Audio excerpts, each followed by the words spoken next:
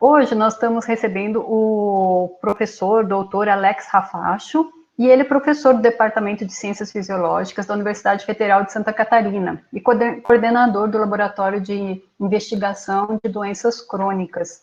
O professor Alex tem vasta pesquisa, publicações sobre parâmetros metabólicos, funcionais, estruturais e moleculares envolvidos na homeostase glicêmica em condições de alteração da sensibilidade periférica à insulina ou à intolerância à glicose.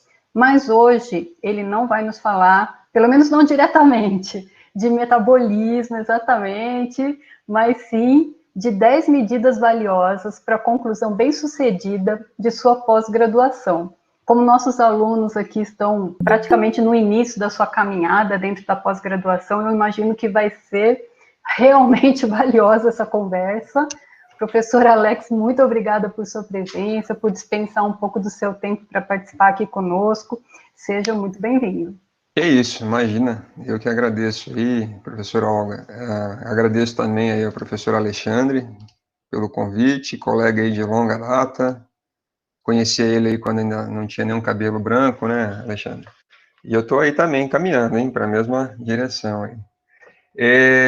Pessoal, então, assim, vocês estão vendo a projeção? Dá para Sim, ver perfeito. o pointer aqui, tudo certinho, né? Sim. Bom, então, enfim, mais uma vez aí, obrigado, né? A gente está aqui agora nesse momento fazendo um bom uso, digamos assim, desse recurso. Todos estamos um pouco cansados aí de tela, essa overdose de tela, né? Mas, enfim, se tem algo que a gente pode aproveitar e dizer que está sendo positivo nesse momento, né? É pelo menos aí, em partes um pouco dessa contribuição, colaboração que a gente vem fazendo por meio desse compartilhamento de informações. Eu já vou comentar na sequência o porquê desse título, tá bom, pessoal? Mas antes, então, aqui, só fazer também um reparo, tá? Eu estou aqui na instituição, se eventualmente tiver algum corte de sinal, pode ser que a internet aqui ela tenha sido interrompida, mas a princípio não é para ter nenhum problema não, estou cabeado aqui, tá tudo certo, tá? Pessoal, não tenho nenhum conflito de interesse em abordar esse tema, tá? Os conteúdos que eu vou trazer para vocês aqui, eles são reflexões embasadas realmente em uma literatura e também um pouco de pontos de vista pessoais, tá? E não tem nenhuma pretensão de violação de direitos autorais aqui pretendida na minha fala, né? Longe disso, tá? Por que que eu estou propondo esse tema aqui? Como a professora Olga colocou, né, eu trabalho ali com uma temática relacionada à obesidade, ou diabetes, mas por que trazer esse tema aqui? Basicamente, para tentar demonstrar que, a despeito da pandemia, que tornou a logística aí da pós-graduação ainda mais desafiadora, especialmente para quem está nessa área mais experimental, né, que depende do acesso presencial às instituições, aos laboratórios, a execução de uma pós-graduação, ela exige planejamento, né, e pelo que eu percebi, vocês estão em etapas iniciais aí da pós-graduação, se tiver alguém que esteja na metade, no final, na reta final, esse conteúdo aqui ele vai ser mais válido ainda, porque ainda que a gente tenha que ter um bom planejamento desde o princípio, a cada ano que passa, né, dentro de uma pós-graduação, o tempo parece que vai ficando mais curto. Então, realmente é indispensável que a gente tenha aí, então, um bom planejamento, uma boa organização do nosso percurso aí nessa jornada aí da pós-graduação. E qual que é o meu objetivo com esta conversa? É convidá-los, né, a refletirem sobre o planejamento de sua jornada ao longo aí da pós-graduação. E se a gente trabalhar um pouquinho o conceito de pós-graduação, eu acho que para nós aqui está muito claro, né, que a gente está lidando com um ambiente que tem uma demanda de atribuições bastante elevadas, e eu diria que é uma área muito nobre, né, a gente pode dizer que nesse momento a ciência tem sido um pouco mais aí, reconhecida, até mesmo pela forma como ela vem sendo utilizada na busca de informações concretas aí, com base no que a gente vem vivenciando. Mas a gente ainda, obviamente, tem um caminho muito longo pela frente, né, se a gente quiser ser aí protagonista em termos de ciência no nível internacional, aquela ciência que apresenta novidade e originalidade efetivamente. Mas a pós-graduação, do ponto de vista de recurso humano, né, é um momento em que você tem um engajamento muito grande. Então, é uma jornada que demanda efetivamente, pessoal, um elevado engajamento. Vocês sabem disso, né? Aqueles que já chegaram na pós-graduação antes da pandemia sabem muito bem qual é a demanda de engajamento, e os que estão chegando agora já estão percebendo e sentirão um pouquinho mais na pele aí quando tiverem nos seus locais de trabalho, assim, que for, né, tudo novamente aí liberado. A pós-graduação, eu costumo dizer, né, eu gosto de usar essa expressão, que ela nem é minha, eu retiro ela de um conteúdo aí literário do professor Gilson Volpato, parafraseando. Então, é o seguinte, é uma situação que pede para que a gente esteja emocionalmente envolvido. Eu costumo dizer isso, na pós-graduação, a gente tem que se sentir emocionalmente envolvido com aquilo que a gente faz, como praticamente tudo na vida, né? Mas na pós-graduação, especialmente, dada aí essa alta demanda de engajamento que a pós-graduação nos exige, tá? E é uma situação aí onde a gente tenta trazer um pouco de luz às questões não compreendidas, não respondidas. Então, basicamente, se vocês pararem para pensar, o que nós fazemos na pós-graduação, de uma forma obviamente ordenada, seguindo aí uma metodologia científica, né, os métodos científicos, é responder perguntas, tá joia? E isso aqui é algo que a gente faz desde que a gente se conhece por indivíduo, a partir do momento que a gente interage aí com o ambiente ao nosso redor. E o que a gente vai fazendo ao longo da vida é basicamente mudando, né, a dimensão do quanto a gente interage ou não com esse ambiente, por meio aí dos níveis que nós estabelecemos a nós mesmos. Então, é muito bacana vocês perceberem que, basicamente, tudo aquilo que há ao nosso redor é fruto da curiosidade de alguém ou de algumas pessoas, que podemos dizer que são pessoas inquietas, né, e que buscam aí soluções para questões não esclarecidas. Acho que o momento da pandemia está deixando isso muito claro, inclusive para quem não é da área científica, isso para a gente é muito claro, mas é exatamente o momento em que a gente está conseguindo mostrar um pouco para a sociedade, né, qual a importância de investir, de acreditar aí na ciência. Isso só nos traz aí benefícios, né? Agora, obviamente, a ciência, aproveitando esse gancho, ela é conjectural, né? Nenhuma conclusão ela é perene, ela é definitiva, e esse é mais um aspecto bacana da ciência, né? Que ela está sujeita constantemente à refutação, tá? Só para também deixar isso bastante claro. Para a gente ter uma noção aqui, pessoal, da dimensão de quantos doutores estão sendo formados no Brasil, esse aqui é um esquema que eu trago da revista Pesquisa, lá da FAPESP, né? Em 2019 foram em torno de 24 mil títulos de doutorado concedidos, onde as mulheres já têm tido uma participação maior que 50%, e se a gente olhar por áreas aqui, as mulheres elas já perfazem aqui a maior proporção dos doutorandos, né, na grande maioria das áreas de conhecimento que a gente pode observar aqui.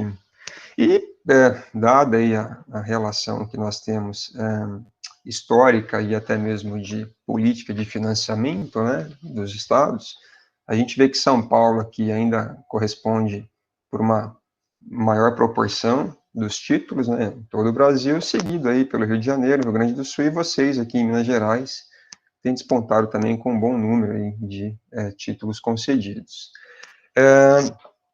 Essa situação aqui, de eu colocar para vocês que na pós-graduação é onde a gente segue aí pela busca do novo conhecimento, é algo que eu destaco aqui na tese, que de fato é onde a gente tenta trazer algum aspecto efetivamente novo, né, em que ninguém tem ainda se debruçado. Algo que, para quem está eventualmente num mestrado aqui me ouvindo, não necessariamente tem que se incluir nessa característica, né, de estar se debruçando sobre um aspecto que ainda ninguém tenha procurado resolver. O mestrado, portanto, ele pode contemplar aí uma situação um pouquinho mais transitória, onde você tem acesso ao método científico, especialmente se não passou por nenhuma experiência numa iniciação científica. Já agora, um doutorado, de fato, a gente trabalha com uma tese que nada mais é do que um conjunto de evidências que, a partir do momento em que são interpretadas, elas nos levam a uma conclusão, a uma implicação, né, a um avanço em uma determinada área, vencida, então, a etapa aí da experimentação ou das observações, tá? Pessoal, como que a gente pode tentar obter um melhor aproveitamento? Então, a ideia desse momento aqui é compartilhar com vocês alguns aspectos que foram levantados por esses autores nesse paper científico aqui, e que, obviamente, nem todos precisam concordar na totalidade, né, na íntegra, pode se identificar com alguns aspectos, pode não se identificar com outros, e certamente muito do que vai ser dito aqui, vocês já intuitivamente já vivem isso, né? Mas eu achei oportuno aqui compartilhar com vocês o que foi apresentado, né, nesse trabalho, que basicamente ele comenta sobre as 10 regras simples, né, que são aí necessárias para a finalização do seu doutorado. Se vocês olharem com atenção, a maioria das informações aqui, elas de fato, elas vão fazer muito mais sentido se você estiver se colocando na reta final, seja aí da dissertação, né, do mestrado, ou de uma tese, no caso do doutorado. Mas eu diria que, conhecendo bem, né, esses aspectos aqui, eles já poderão ser muito úteis para vocês aí, no momento em que vocês estão, né, neste momento, vivenciando o curso de cada um de vocês, tá? Então, os autores, né, eles começam fazendo a seguinte reflexão aqui, que considerando as diversas tarefas a serem concluídas, especialmente para quem está aí, né, na reta final, considerando o fechamento dos experimentos que devem ser definidos, a interpretação definitiva dos dados que vocês coletaram, e essa caminhada pela redação final do trabalho de conclusão, nunca é demais que a gente tenha, então, um mapa mental do que se fazer durante a jornada do mestrado e do doutorado, tá? Sem um plano estratégico, a gente realmente corre o risco de se sobrecarregar, e mais do que isso, né, de não conseguir entregar aquilo que foi proposto a ser entregue. Porque é muito importante que quando a gente pensa numa proposta científica, a gente propõe aquilo que a gente fará, não que a gente gostaria de fazer, né? Então, é um erro, eu diria, muito relevante, né? Você chegar ao final de uma proposta e não conseguir ter executado aí, ao menos, a maioria do que foi proposto. Então, idealmente, a gente já tem que ter isso em mente, de que toda vez que a gente elabora um plano, a gente já tem que contar com eventuais imprevistos, né? A gente tem que se antecipar às situações que poderão nos pegar de surpresa e sempre ter um plano B, C, para que a gente seja capaz de entregar uma proposta por completo, tá? Então, a fim de minimizar esses imprevistos e de aumentar um pouco aí a chance de ser bem-sucedido na passagem aí de todos nós pela pós-graduação, aqui vão algumas medidas, né? Intitulado ali no trabalho como as 10 medidas valiosas. Então, a primeira coisa, pessoal, a gente de fato tem que ter um planejamento do nosso cronograma, seja numa passagem pelo mestrado, ou no doutorado, com antecipação. Então, um cronograma, ele não pode estar somente no papel, sem que seja considerado algo que você estará realmente acompanhando. Então, guardem isso, tá? Quando a gente trabalha com um cronograma, não é o que a gente gostaria de fazer, é o que a gente vai fazer. Então, sempre trabalhem para que vocês tenham um cronograma onde, quando vocês chegarem em um determinado momento, vocês tenham a certeza de que aquela etapa ela foi alcançada. E se ela não foi alcançada, tem que ser feita uma reanálise do que é que eventualmente está acontecendo, e vai ter que ser encontrado aí alternativas, né, e meios para que esse tempo, digamos, perdido, né, ou não bem aproveitado, ele seja otimizado nas etapas futuras. Então, isso vai te dar uma sensação de controle, né? Então, toda vez que você ticar lá e observar que você cumpriu uma meta, você está mostrando para você mesmo que o seu planejamento está funcionando, tá? Então, reparem que na passagem do curso de vocês, vocês deveriam já saber o que será feito no segundo ano, no terceiro e no quarto ano, né? Obviamente que algumas adaptações, elas são colocadas no caminho, né, dessa jornada, mas, idealmente, é bom que a gente já saiba exatamente o que será feito em cada semestre aí, de nossa passagem pela pós-graduação, com uma visão quase análoga, assim, a uma visão de um empreendedor, né, que tem que saber as metas que serão alcançadas ao longo aí dessa jornada. Então, mais uma vez, né, trabalhar com um mapa cronológico das ações a serem finalizadas, não importando a ordem, desde que as faça. Né? Tem gente que inicia, às vezes, os trabalhos por meio de pilotos, alguns já vão diretamente para a abordagem experimental, depois faz uma meia volta e procura analisar aspectos que não estavam inicialmente previstos no projeto. Cada um tem um jeito de trabalhar, mas o importante é que você se dê essa orientação e siga essa orientação, e sempre que possível em comum acordo aí com o orientador ou a orientadora com quem vocês estão atuando, e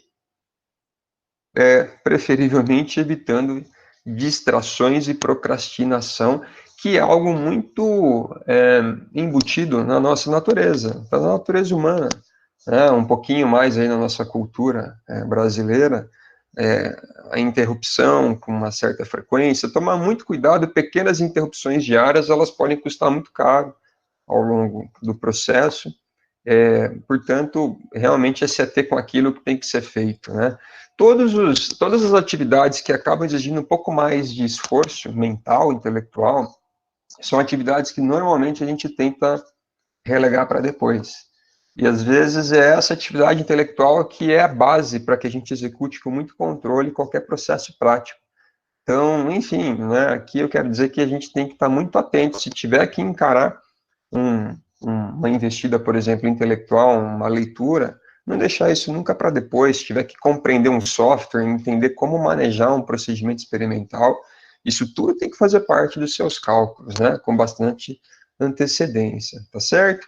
E se você é uma pessoa muito bem organizada, e isso obviamente conta também com o feedback do orientador, da orientadora, você será bem sucedido, né? E isso vai fazer com que você tenha tempo para repetir, avançar, aprofundar dentro, né, ou fora do Brasil. E sempre considerem isso, quer dizer, um cronograma muito bem ajustado, ele pode ser trabalhado de uma forma que o que eventualmente se faria em 4 se faça em 3, o que se faria em 2 se faça em 1. E se tudo der certo, você ainda tem, né, um tempo aí de sobra para que você possa buscar uma ampliação das suas ferramentas, das suas habilidades, do seu networking. E hoje isso, assim, as portas são abertas em todos os lugares do planeta, ainda que a pandemia tenha aí nos dado uma suspendida, né, nessa possibilidade dos intercâmbios, mas existe ainda aqui a migração, pelo menos, entre laboratórios, dentro da própria instituição, ou entre instituições brasileiras. Então, sempre considere que há a chance da gente explorar aqui mesmo, dentro do Brasil, alguns grupos de pesquisa. Cheque cada progresso e se certifique de ter alcançado, e sempre fazendo autocrítica, né? Porque se não foi alcançado, por quê? E na maioria das vezes a gente vai perceber que está aqui, ó, é procrastinação ou distração mesmo, né? Na maioria das vezes, pessoal, não significa que é sempre, né? Mas é um aspecto do ser humano que a gente tem bastante dificuldade de manejar, de controlar, né? E dentro da pós-graduação, isso pode custar realmente um pouco mais caro para a gente aí, tá? Se não ficou muito claro o que eu quero dizer, depois, se tiver um momento para bate-papo, a gente conversa um pouquinho melhor. O seu orientador deve lhe auxiliar com a elaboração da estrutura, isso em todas as etapas, né, seja na entrada, na chegada, no processo e na saída, desde a concepção até o trabalho de conclusão, e deixar para se atualizar na literatura, pessoal, né, somente na reta final, é um erro crasso. O erro crasso porque é o seguinte, às vezes o detalhe do procedimento experimental ou da interpretação teórica que você teria para um fenômeno vai ser identificado lá no momento que você vai estar lendo para fechar a sua tese ou a sua dissertação, e aí não tem mais o que fazer, né? Então, qualquer informação que seja, às vezes, muito valiosa, muito interessante, que esteja disponível em literatura, é importante que você saiba antes e durante a execução. Eu estou falando aqui de procedimentos experimentais, considerando que a gente está lidando com um público aqui de biomédicas, né? Então, deixar para ver isso só lá no final é um erro muito, muito crasso, né? Vocês vão perceber que várias coisas que estão em trabalhos de bom nível, vocês poderiam também reproduzir ou incluir nas abordagens de vocês. Isso, né, às vezes passa em branco porque faltou somente aquela cultura da leitura regular. Bom, quanto ler? Não sei como que cada orientador sugere aí, né? Eu diria que 1, 2 papers no mínimo por semana. Se fizer isso daí, seriam, né, no mínimo aí, 8, 10 trabalhos por mês. Em um ano daria para ler pelo menos aí uns 120 trabalhos, né? Isso direcionado à dissertação, à tese de cada um. Então dá para fazer realmente com uma leitura dinâmica e dá para trabalhar esse número tranquilamente. Pessoal, medida número 2, deixe suas prioridades claras. Né? Então, definir o que será mandatório para fechar a sua dissertação, tese, se a gente estiver pensando numa reta final, mas para quem está começando agora, e mestrado são 2 anos, né? Uma tese são 4, então passa muito rápido, né? Ter muito claro o que não pode ficar de fora, né? Isso eventualmente vai ter que ser buscado aí alguma alternativa, um plano B, ou, enfim, alguma colaboração. Também tem que estar muito atento com as demandas burocráticas do programa de pós-graduação. Não é dever do orientador ou da orientadora ficar lembrando um pós-graduando que ele tem que, né, fazer disciplinas, que tem que qualificar, que tem que defender, que tem que cursar um número mínimo de créditos.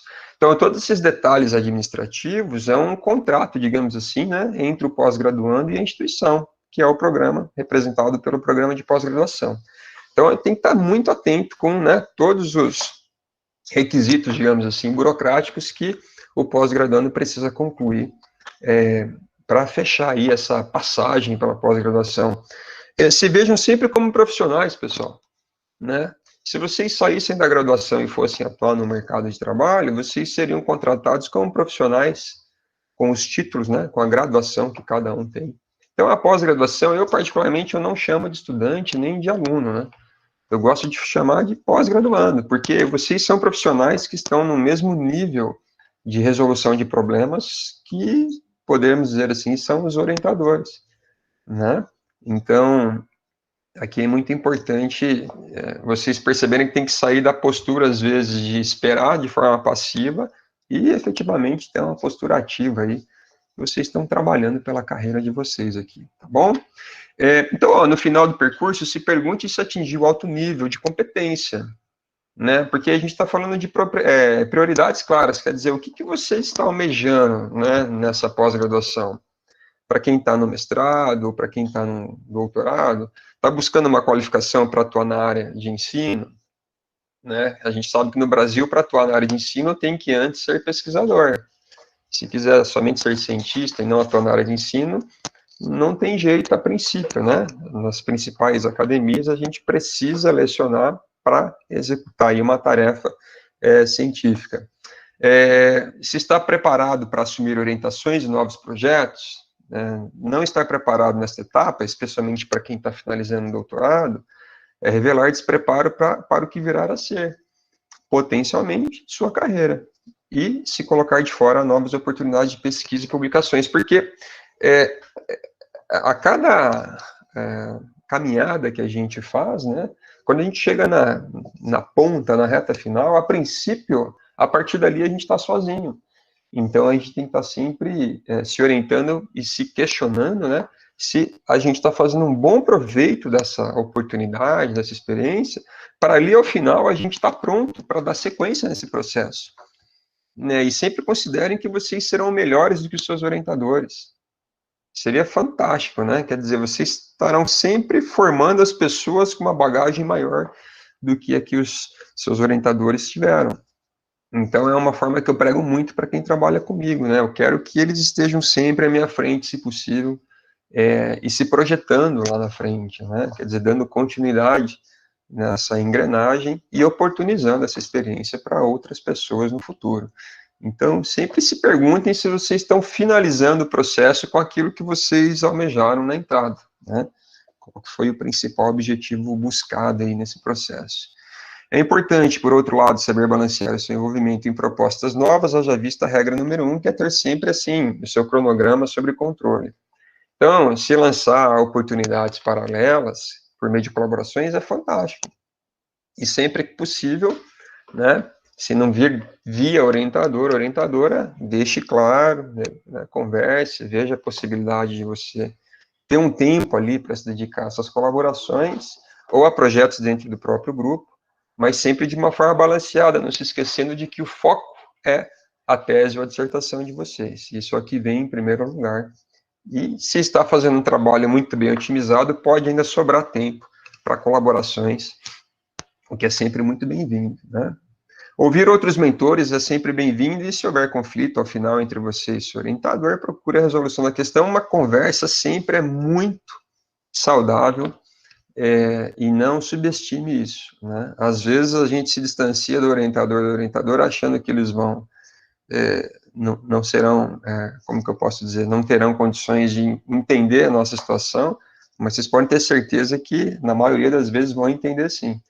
E é sempre, às vezes, uma falha de comunicação, né? Como é também na vida pessoal, entre muitos casos. Tá bom, pessoal? Então, medida número 3, a verdade, ela pode esperar. O que os autores lá naquele trabalho, né, naquele paper, quiseram mostrar com essa regra aqui? Um projeto, ele nunca está acabado, né? Se vocês pensarem nas linhas de pesquisa dos respectivos orientadores, às vezes é uma linha de vida, né? Existem prêmios Nobel que publicaram 8 trabalhos na carreira, 10 trabalhos na carreira, tendo vivido 40 anos de carreira científica. O que significa que um trabalho ele nunca acaba, né? Você sempre pode se aprofundar mais no trabalho, você sempre encontrará novas questões dentro de uma questão anterior. Então, a questão aqui é o seguinte: aquilo que foi definido para ser feito, se você fez aquilo e você conseguiu entregar uma resposta, conseguiu chegar no mínimo ao que se propôs a fazer, está excelente, né? Não fique procurando estender o trabalho ad eterno, porque isso pode te tirar a oportunidade de fazer uma boa redação, um bom texto, um bom documento na reta final ali de sua dissertação, de sua tese, tá? Então, isso aqui é mais para chamar a atenção, assim, um trabalho, em um determinado momento, ele tem que ser interrompido, especialmente porque a dissertação dura 2 anos, que a gente sabe que é menos do que isso, né, na prática, e uma tese menos que 4 anos. Então, chegou o momento que você tem as evidências necessárias para iniciar uma redação, é a hora de se preparar para esse aspecto, tá? Que é o que está nessa frase aqui, né? Não há dissertação ou tese perfeita, depende da ambição da pergunta, se é um recorte de uma proposta muito maior.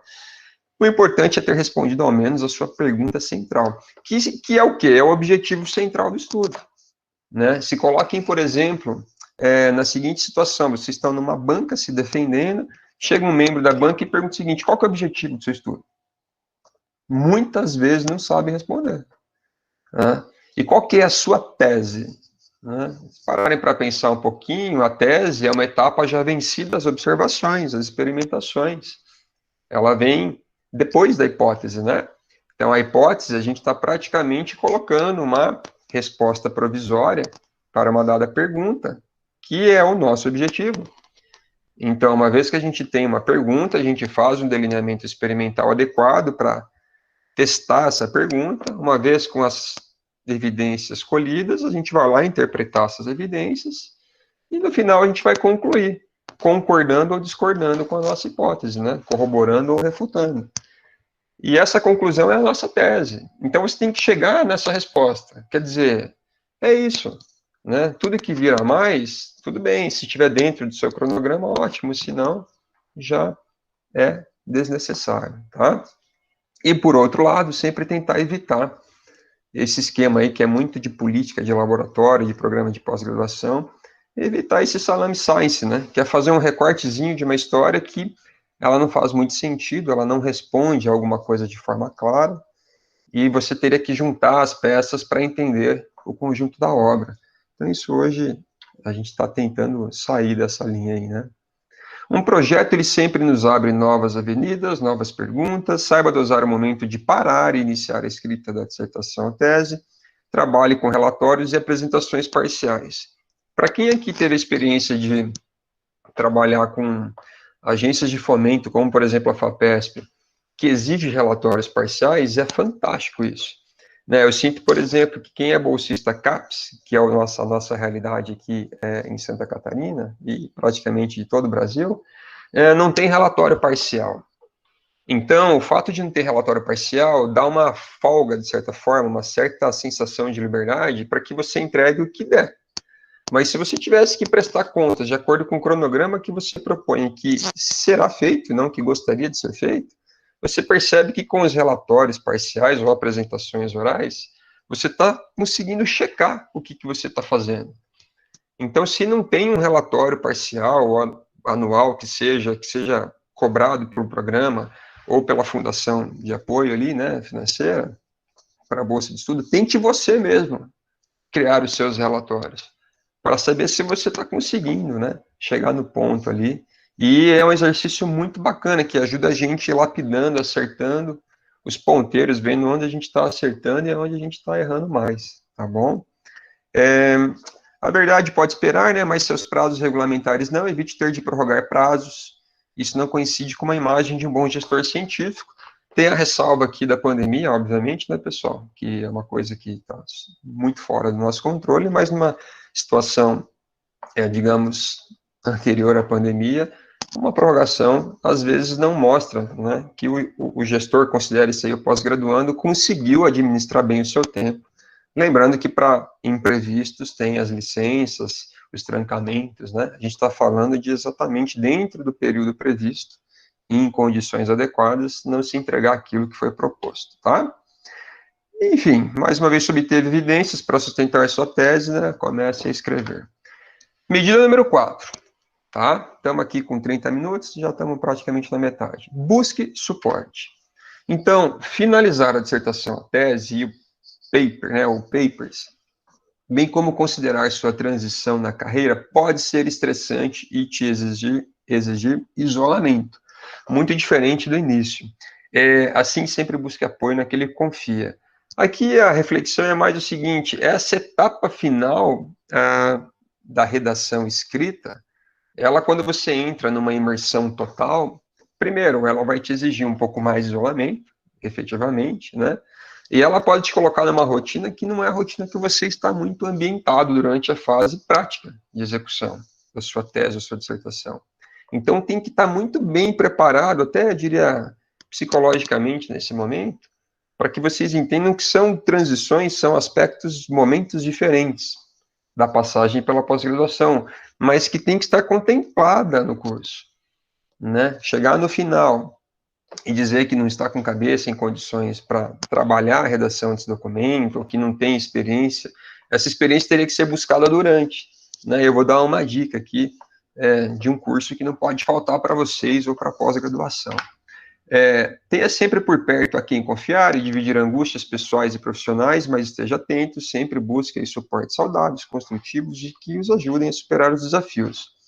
Aqui, pessoal, é um lado um pouco mais, digamos assim, da socialização, né, que realmente é muito importante, a gente contar com pessoas que queiram o nosso bem, e dentro do ambiente científico, como é um ambiente que, de certa forma, existe competição, é procurar por pessoas que realmente façam com que vocês se sintam, como eu posso colocar, contempladas, ajudadas, acolhidas, porque no final ninguém compete com ninguém, a gente compete conosco mesmo, tá? Agora, certamente você tem que buscar parcerias saudáveis, porque aquela pessoa que, né, sorri pela frente e te deseja mal pelas costas, no ambiente científico, em qualquer outro ambiente, é o tipo de pessoa que não nos ajuda. Então, a gente tem que saber isolar, né, digamos assim, as pessoas que, digamos, indiretamente queiram o nosso mal para se verem numa situação melhor do que a nossa. Então, enfim, os autores, eles colocam um pouco desse aspecto ali, tá? Estou dizendo que isso aqui não é uma fala propriamente minha, mas para a gente estar atento, né, com um círculo de pessoas que estão nos ajudando a construir esse objetivo de vida, que é um objetivo muito bacana, muito idôneo, muito sério, e que a gente deveria passar por ele sem grandes traumas, né? Mas a gente sabe que é um ambiente, no final, sim, né, tem algum grau de competição, rivalidade e pressão. Agora, isso eu diria que a vida é assim, né? A vida, seja dentro da academia ou fora da academia, ela nos impõe diferentes graus de pressão e de, enfim, e de situações adversas que a gente vai tentando aí lidar com elas em cada ocasião que elas se manifestam. Os suportes também podem vir por meio de publicações do assunto, blogs, então, como lidar com esse momento, né, da pós-graduação, de ter uma rotina saudável, no sentido de balancear o quanto se dedicar ao trabalho, o quanto se dedicar à vida pessoal, realmente já se encontra muito material, mas, enfim, né, eu diria que, acima de tudo, é o bom senso, é a maturidade, é a organização, e isso faz com que a gente otimize muito bem o nosso trabalho e a gente consiga dedicar tempo a outras coisas. Por exemplo, pessoal, agenda. Todos vocês usam agenda, né? As agendas eletrônicas agora tá na palma da nossa mão. Então, realmente planejar o que vai ser feito na semana, né? Ninguém está dizendo aqui que não é para se exercitar, que não é para ter um momento de lazer, não é nada disso. Mas dá para ter justamente cumprindo um cronograma pré-estabelecido. Então, reserve uma hora da semana, 2 para uma atividade, fixe ela em determinado momento, acerte esse cronograma e faça ele valer. E, se necessário, ajuste. Mas seguir uma semana sem ter um cronograma, sem saber o que você vai fazer na terça de manhã, na quarta à tarde, na quinta de manhã, eu diria para tentarem mudar esse comportamento, quem tem esse hábito, tá? Eu demorei para fazer isso, mas quando eu consegui implementar isso na minha vida, profissional especialmente, facilitou muito, pessoal, porque você passa a ter controle dos seus prazos, tá? E mais uma vez você vai dimensionando esses prazos à medida que você vai tendo a oportunidade de experimentar aquelas tarefas. Às vezes você precisa aumentar um pouquinho o tempo, diminuir, mas com certeza vocês vão conseguir incluir várias tarefas na rotina de vocês, tendo um planejamento, uma organização da agenda de vocês, tá? Alguns programas incluem disciplinas que oferecem treinamento de habilidades e dicas em suas grades, por exemplo, a metodologia científica. Essa é uma disciplina que, se não houver no programa, certamente vai ter em algum outro curso de mestrado e doutorado aí dentro da Unifal, não é? Então, procurem um curso de metodologia científica que tenha um bom conteúdo aí, que vai ajudar vocês a entenderem, né, qual é o dia a dia da rotina científica e como lidar com o método científico, para que vocês se sintam mais donos aí, né, desse trabalho que vocês estão executando, tá bom? Além de ser orientador, outros profissionais, pós-docs, professores, podem opinar e até ler criticamente seu trabalho. Essa aqui também é uma situação muito interessante, né, que é trabalhar por meio de discussões em grupo, que é o que vocês estão fazendo aqui. Então, parabéns aí a vocês, muito bacana ter essa oportunidade de discutir determinados temas, né? Isso faz com que a gente tenha a oportunidade de aprender bastante. E para quem aí está na lida aí, né, os pós-graduandos, praticar apresentações orais, inclusive diante de seus revisores, caso orientadores, né, e é vital para o seu amadurecimento e crescimento, pessoal. Tem que se expor, tá? Isso é muito importante. Pode ser internamente, né, um Science Club, um Journal Club, aí, que é uma discussão de artigo, trabalhos, resultados, mas especialmente fora da nossa zona de conforto. Né, simpósios, congressos, é onde a gente realmente vai estar dando a cara, se expondo, e não tem que ter nenhum tipo de receio, é oportunidade para crescer, né? Se alguém te humilhar, essa pessoa, a princípio, ela não tem, digamos, qualidades para estar no ambiente científico, porque no ambiente científico a gente nunca sabe tudo. A gente sabe que nada sabe, né? Essa é a verdade. Quanto mais a gente estuda, né, menos a gente se sente seguro para assumir aí a propriedade de uma verdade. Então, é muito importante se expor, é onde você vai desenvolver a clareza do seu raciocínio e onde você vai ter a chance de lapidar, né, o seu raciocínio. Tá bom, pessoal? Medida 5, né? Se familiarize com softwares. Esse aqui é um aspecto que, assim, chega a arrepiar, né, o cabelo de muita gente. Quando fala em bioestatística, por exemplo. A gente não nasce sabendo nada, né? O conceito da tábula rasa. A gente é exposto ao ambiente e a gente vai ali com as nossas ferramentas, os nossos discernimentos, buscar a interpretação, o conhecimento. A bioestatística é outro curso que, se não existe num programa de pós-graduação, vocês têm que tentar buscar. E eu estou dando um único exemplo aqui, né? Vocês podem considerar os softwares de edição de dados. Então, tem o Prisma, que é muito popular hoje, tem o Origin, tem o SigmaPlot, tem vários softwares, e você tem que se sentir seguro para lidar com esse software. Só que tem um detalhe, nem tudo deve vir, pessoal, digamos assim, gratuitamente, não é a melhor expressão, mas vocês não podem esperar que os outros estejam ensinando vocês o tempo todo. Isso requer uma postura muito proativa, né? A gente tem que buscar, a gente tem que ter esse autodidatismo, de ler, de reler. Vai lá, tira uma dúvida, mas já a partir de uma leitura prévia, a partir de uma tentativa, de uma exposição.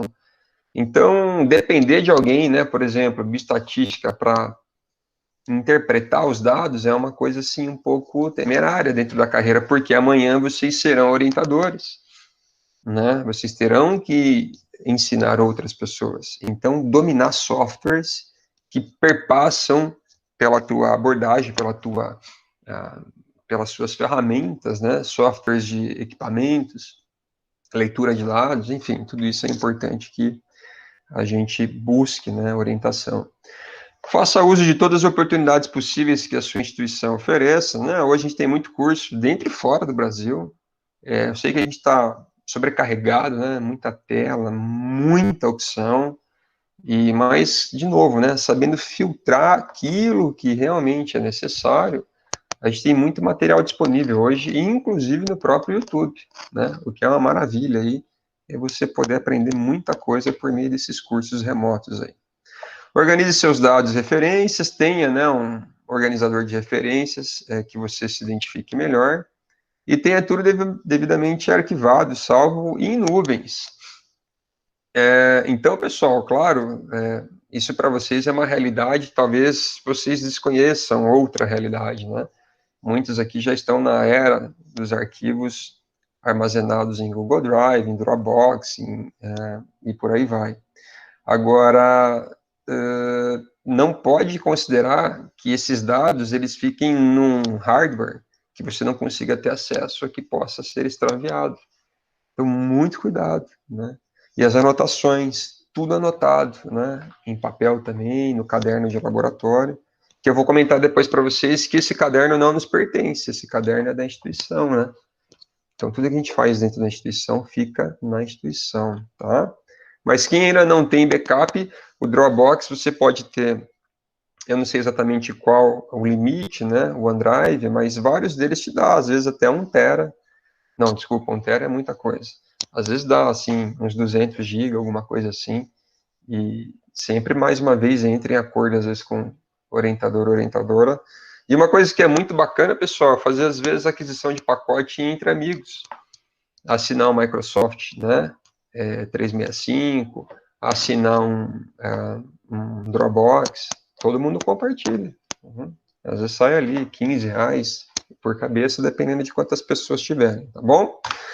Medida número 6, vamos lá. Conheça os marcos regulatórios da sua instituição. Dentro de suas habilidades, será que incluir o manejo do tempo, diversos deadlines. Então, aqui é só voltando um pouquinho para aquela história de, né, não se esquecer de que você também tem aspectos burocráticos a serem contemplados dentro da pós-graduação.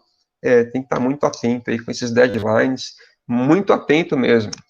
Né? Antes de uma defesa, antes de uma qualificação, tem vários processos que devem ser cumpridos, formulários que devem ser preenchidos, aprovados em reunião, e tudo isso tem que estar devidamente entregue no momento adequado, de preferência antes, com antecedência, e não ali, né, em cima do laço, como é muito comum a gente fazer.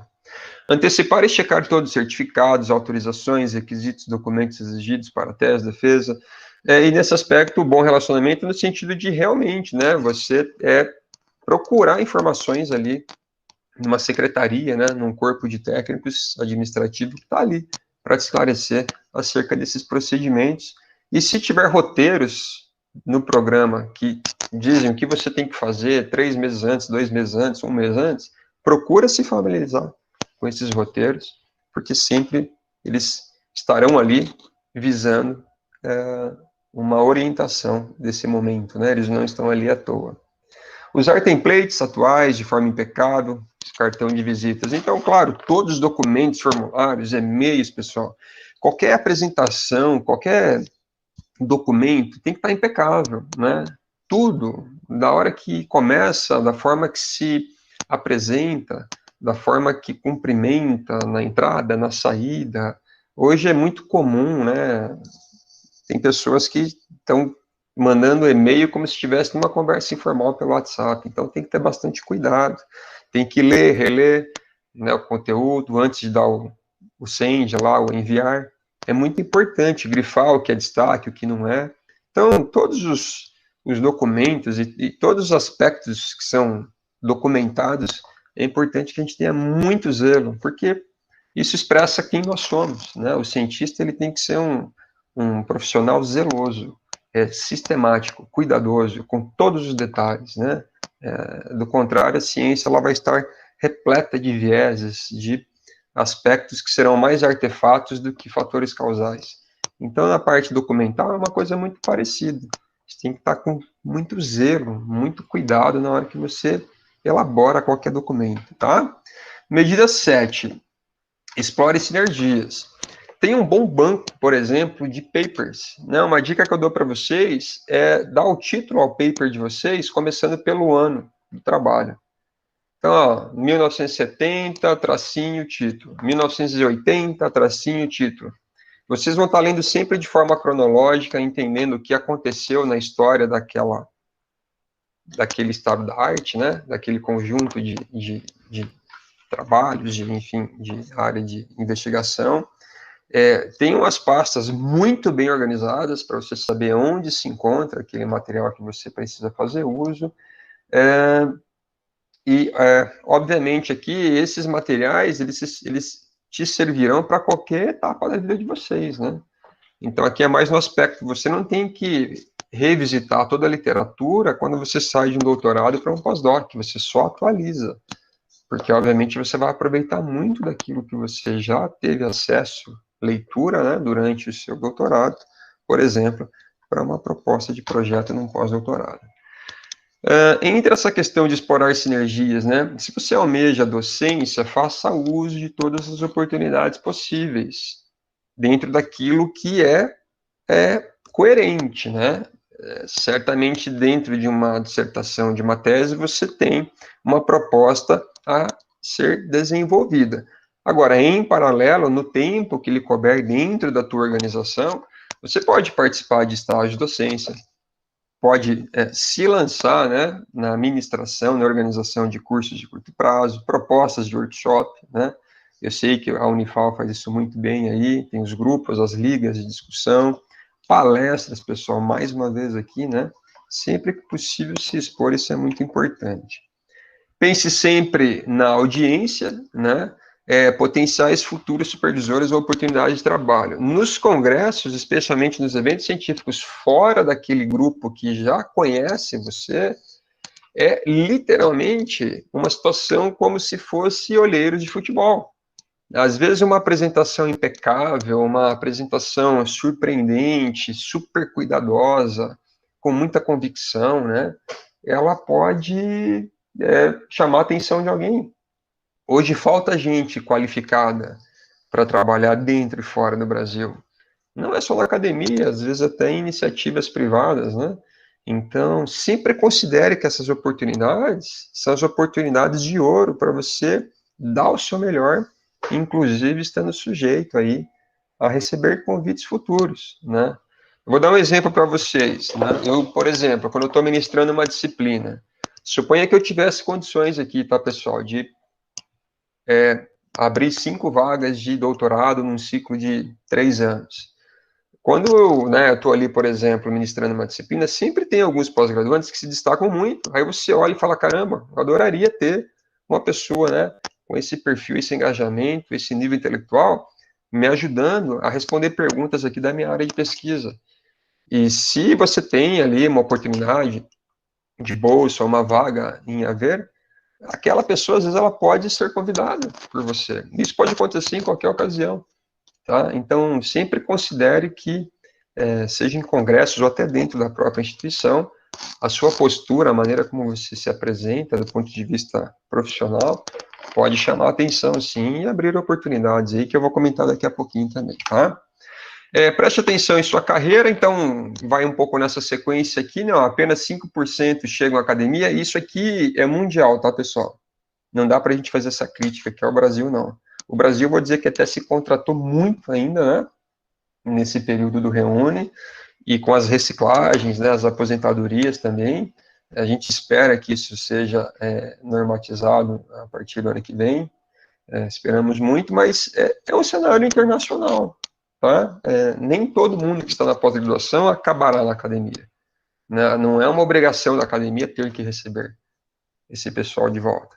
Então, a gente hoje, felizmente, está tendo muitos profissionais da pós-graduação capacitados para ajudar a responder problemas dentro da iniciativa privada e não necessariamente na tua área de conhecimento. Então, o teu conhecimento, dominar o método científico pode fazer a grande diferença entre você e uma outra pessoa num segmento, num setor que não necessariamente seja científico. Mas dominar o pensamento científico pode ser muito útil fora da academia, tá? Então, é muito importante ter isso em mente, tá certo? Enfim, sabendo que, né, nem todos, então, vão terminar na academia como professores, pesquisadores, o que você tem que levar em conta? Para quem quer muito isso, né, está decidido, não, é isso que eu vou fazer, e pode ser, obviamente, né, uma decisão, tem que ter um plano. Agora, é um plano que você tem que entender o que está acontecendo, que tipo de profissional está chegando nos concursos, quem são, né, as pessoas que estão conseguindo entrar, qual que é o perfil, que habilidades eu devo dominar, o quanto eu devo apresentar como uma proposta de trabalho numa instituição, é só paper, é só experiência de ensino, é só networking, quem serei eu, essa pessoa, entregando, né, alguma coisa naquele departamento, e mostrando que eu não só conheço aquele departamento, como eu tenho um plano para alavancar aquele departamento. Então, ok, isso é possível. Então, você tem que estudar muito bem tudo isso, né? Você tem aí de 4 a 6, 8 anos para trabalhar essa questão. Para quem está indeciso, não tem nenhum problema começar a pensar em alternativas, porque, de novo, a pós, ela não tem que necessariamente terminar com uma carreira dentro da academia, tá, pessoal? Então, agora, isso é muito rápido, e eu sei, né, todos os docentes aqui que eventualmente estejam me ouvindo passaram por isso, eu passei por isso, e é um momento duro, mas a gente tem que estar com a cabeça bem fria e realmente planejar, né, esse momento ele vai chegar, tá bom? Então, é fundamental analisar o balanço entre o trabalho e uma vida saudável, definir prioridades e assumir compromissos. Isso aqui é mais para dizer que, no meio disso tudo, obviamente, tem que cuidar da sua saúde, da tua sanidade mental, né? E isso é possível, com certeza, mesmo fazendo um mestrado e um doutorado, pessoal, por mais que pareça impossível, tá? Explore cursos, aconselhamentos profissionais, entre outros, em sua instituição, sem custo, enquanto pós-graduando. Isso é outra coisa maravilhosa, né? Quantas pessoas hoje já começam a buscar cursos da pós-graduação não sendo pós-graduantes? Agora, nós especialmente temos a oportunidade de obter tudo isso de forma gratuita, né? Gratuita para nós, né? Alguém está pagando isso, que aí, no caso, é o Estado que está oferecendo por meio dos impostos aí que recolhe. Mas, né, no exterior, muita gente paga por cursos que nós aqui temos gratuitamente, né, enquanto usuários ali do sistema de ensino. Então, aproveitem, né, sempre que possível essas oportunidades de aprimoramento dentro de um programa de pós-graduação. E hoje, com o sistema remoto, isso atingiu um número escalonado que até é difícil, né, escolher o que participar. Cuidado com a associação trabalho-tese, pois o primeiro pode afetar o segundo, esteja logisticamente e psicologicamente preparado para a transição da tese-mercado. Aqui o recado é o seguinte, pessoal, para quem tem um trabalho ainda, digamos, durante o curso de mestrado e doutorado, hoje a gente sabe que a remuneração da bolsa ela é quase inviável para muitos cenários, especialmente para cidades com custo mais elevado.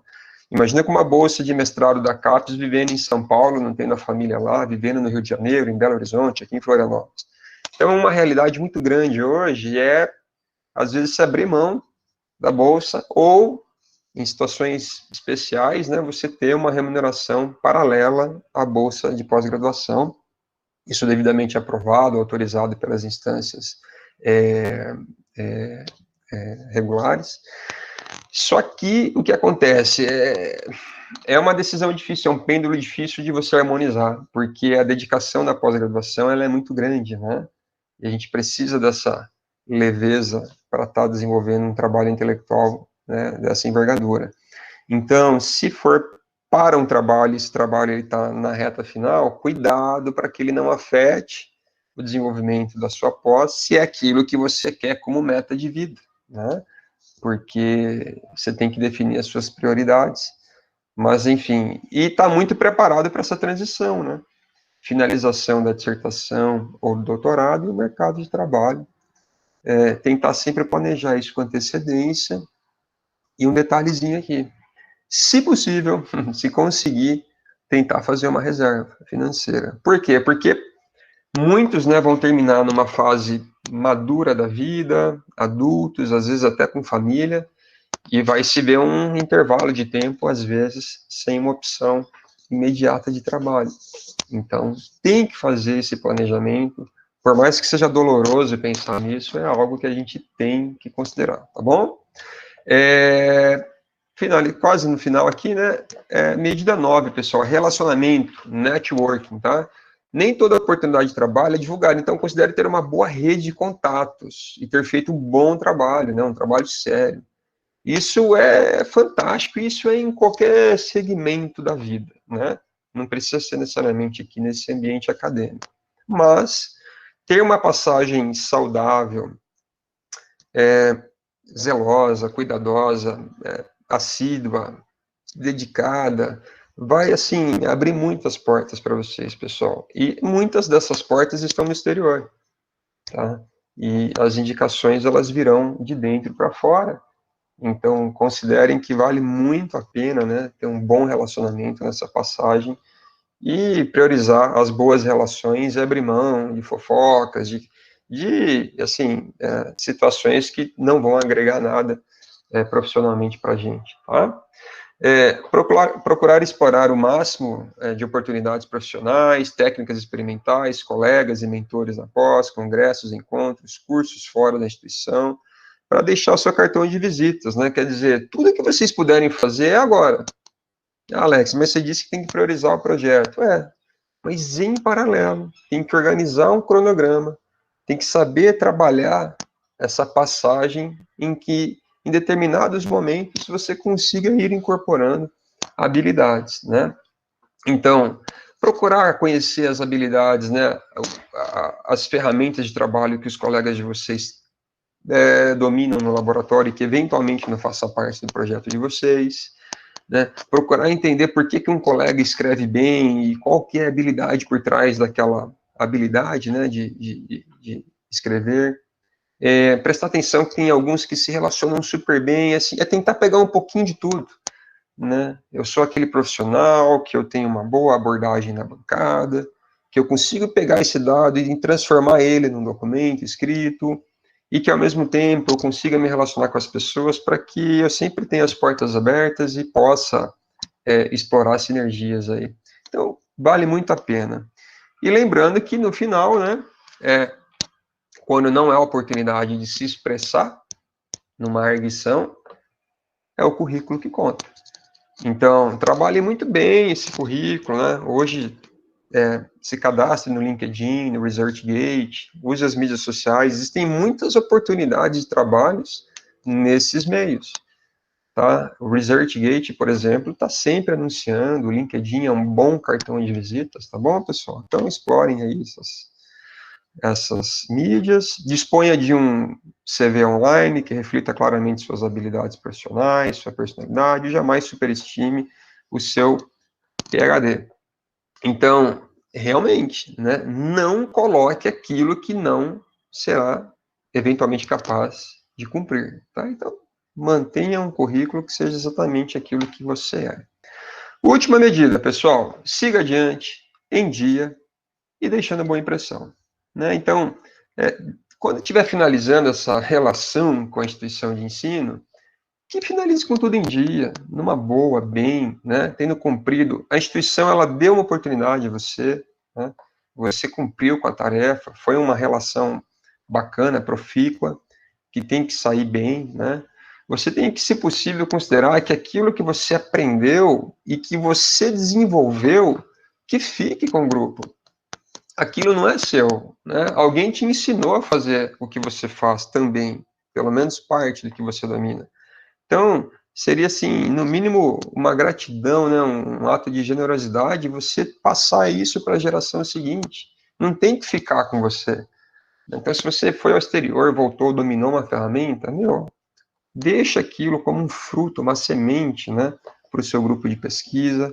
A entrega das anotações e arquivos, como eu disse para vocês, não são nossos. Os cadernos ficam no laboratório, os arquivos, é tudo compartilhado, né?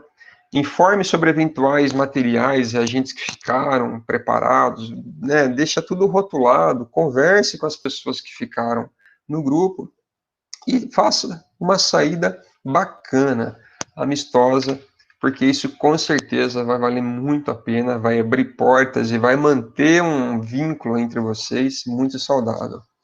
Faça os acertos finais, né? Finalização dos experimentos, a parte documental, deixe tudo esclarecido, quem é autor do quê, qual autor, tudo isso é conversado, conversa entre adultos, né? Se é autor de algum projeto que tenha iniciado, converse com o seu orientador ou orientadora para definir a continuidade, se vai ficar em outro local, se não vai, se é compartilhado, se não é, como é que essa coisa se desenrola. Cultive amigos que tenha encontrado nessa passagem, incluindo orientador e orientadora. Eles poderão ser úteis ao longo da sua carreira, com certeza. Assim que vocês se instalarem numa instituição, se seguirem a carreira acadêmica, valerá muito a pena manter esse vínculo com o grupo. Será certamente um porto seguro, né, um ponto de referência. E a gente, como pai e filho, sempre realmente quer o melhor, obviamente, desde que a relação seja saudável nas duas direções, né? Por fim, pessoal, o que eu sugiro para vocês mesmo? Alex, o que tem a ver isso aqui? Ó, eu estou com 40 anos de idade, pessoal. Se eu tivesse lido todos esses livros aos 18, 19, eu não sei aí, né, quantos mestrandos tem aí, eu diria que eu teria tido uma eficiência maior do que a que eu desenvolvi, tá, ao longo da minha vida. Esse livro aqui eu li aos 18 anos de idade, ele é um divisor de águas em termos de relacionamento, como você saber aproveitar as relações, né? Esse aqui eu li agora, ó, aos 40 anos de idade, Quem Pensa Enriquece. É um livro fantástico, que ele não vai para o lado financeiro, ele vai trabalhar como você direcionar a sua mente para ter o maior número de sucesso, né? E isso tem muito a ver com pensamento positivo, quanto que a gente trabalha o nosso pensamento positivo. Esse livro esse autor ele é um pouquinho controverso no YouTube, mas o livro é sensacional, tá? 12 Regras para a Vida, do Jordan Peterson. Também traz reflexões muito bacanas que mesclam pessoal com profissional. E por que não, pessoal? Aqui é só um exemplo, tá? Comecem a estudar sobre investimento. Sério, Alex, sério. Comece a estudar. Né? Se guarda R$10, 20, 50, não interessa. Vocês têm que aprender já desde cedo a disciplinar a vida financeira de vocês. E isso é muito saudável, né? Algo que a gente, né, pelo menos eu não tive essa bagagem lá atrás. Eu percebo que se eu tivesse percebido isso também aos 18, 20 anos de idade, hoje eu teria talvez até algum patrimônio que eu não tenho, né? Então, fiquem muito atentos a como destinar, né, o dinheiro de vocês ao longo da vida de vocês. Vindo mais para o lado científico, eu aconselho, mas assim, de olho fechado, tá? Os livros do professor Volpato, que certamente, assim, me moldaram demais do ponto de vista científico. Aprendi muito, tive a feliz oportunidade de conhecê-lo pessoalmente. Vocês devem ter ouvido falar já, né, do professor Volpato. Qualquer livro, né, que ele tenha, vale muito a pena, mas aqui são 3 que eu diria que tem que estar na estante de vocês. A Administração da Vida Científica, Ciência Além da Visibilidade e Ciência da Filosofia e Publicação. E tem um livro de um docente da Federal de Minas Gerais, que é esse aqui, ó, Sobrevivendo na Ciência, que também é espetacular. São insights, reflexões que ele foi postando em um blog, que vale muito a pena, pessoal. Muito a pena vocês considerarem a leitura, tá? Eu fecho aqui, então, essa breve explanação com frases desses livros. Olha só. Então, tem o Jordan Peterson, tem o Dale Carnegie, tem o Napoleon Hill. Eu vou colocar uma do Jordan aqui para vocês. Ó, ser feliz ou realizar a jornada pode ser muito melhor do que chegar ao destino com sucesso. É aquela história, né? Até chegar ao cume da montanha, a jornada até o cume, às vezes, é muito mais válida do que a vista que você vai obter, a contemplação lá no cume. Então, o processo, ele vale muito. E nessa linha, né, é o que o Napoleão Hill coloca. Ó, cada adversidade, cada fracasso, cada dor de cabeça, carrega consigo a semente de um benefício igual ou maior. Então, a gente aprende errando, não tem jeito, né? Então, cada insucesso é a base para um sucesso ou para um acerto maior na sequência, tá bom? Sucesso, de acordo com o Dali aqui, é conseguir o que você quer. E felicidade é gostar do que você conseguiu.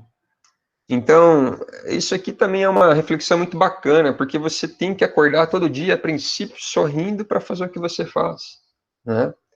Tem uma nota do Confúcio, que era um pensador chinês, que diz alguma coisa mais ou menos assim, né? Descubras o que gostes e jamais trabalharás. É mais ou menos isso. A remuneração é algo que vem como consequência daquilo que você decide fazer. O importante é estar feliz fazendo aquilo que você faz, né? E por fim, isso aqui é uma frase que eu peguei de um podcast, como eu posso dizer, um podcaster, que se chama Luciano Pires, é um bauruense, e ele parafraseou essa frase aqui do Peter Drucker, que é um dos pais da administração moderna, que olha que frase bacana. O planejamento de longo prazo não diz respeito às decisões futuras, mas às implicações futuras de decisões presentes. Então, o que a gente decide agora vai refletir no que a gente faz lá. Não adianta viver com a cabeça no futuro somente, não é? A gente tem que tomar as ações e muito bem embasadas agora, imaginando que colheremos os frutos lá na frente. E se ao final fez um bom trabalho, então a gente poderá ser reconhecido. E esse poderá, ele é um pouco, assim, um pouco pesado, né? Mas é isso, né, pessoal? Felizmente ou infelizmente, a vida, ela não é uma certeza, né? Então, por mais que a gente faça, a gente não terá a garantia de que aquilo que a gente planejou alcançar será alcançado. Mas aumenta muito as chances aí de se conseguir obter aquilo que a gente se propôs a obter. Eu vou disponibilizar no YouTube uma palestra não, um bate-papo, tem esse título aqui, ó, Travessias pela Jornada Acadêmica. Se vocês digitarem meu nome ali, ó, professor Alex Rafacho no YouTube, amanhã provavelmente esse conteúdo vai estar lá. E lá eu conto para vocês tudo o que aconteceu, desde a minha infância até eu chegar na academia. E eu acho que, né, é uma história que pode ser uma entre milhares, que sirva aí de referência para vocês, tá bom? E por fim, agradeço aqui, eu vi que eu passei 8 minutos aqui, né, são 5 e 8. Agradeço essa figura fantástica aqui, que tem cara de bravo, né? O Alexandre Juste Paiva, uma pessoa que eu tenho uma admiração tremenda aí. Já falei para ele que eu quero trabalhar com ele, mas ele não acredita. E pelo convite, então, Alexandre, muito obrigado. Obrigado à professora Olga aí também pela organização da proposta. Agradeço aqui aos meus familiares, colegas, pós-graduandos, colegas, todos, né?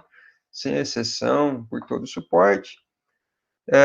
Também, todas as pessoas que me permitiram chegar até aqui, eu vou usar mais uma frase do Napoleão Hill, que eu tenho tentado usar bastante, que é isso aqui, a felicidade está em fazer, não só em ter. Então, a jornada na pós, ela também é fantástica, independente do resultado que a gente atinja lá na ponta, tá? Com isso eu fecho aqui, muito obrigado, e é isso aí.